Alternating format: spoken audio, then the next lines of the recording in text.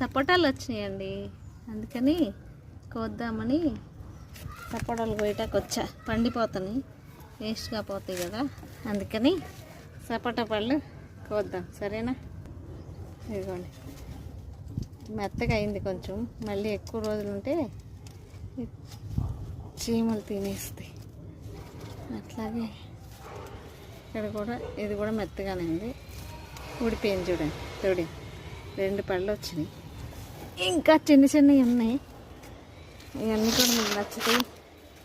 మా సపోటా చెట్టు ఇది 2-3 రోజులకి ఒకసారైనా ఫ్రూట్స్ ఇస్తూనే ఉంటుంది నా చెట్టు. నేను ఎంతో ప్రేమగా పెంచుకునే చెట్లు అనమాట ఇది. మీకు నచ్చినాయా?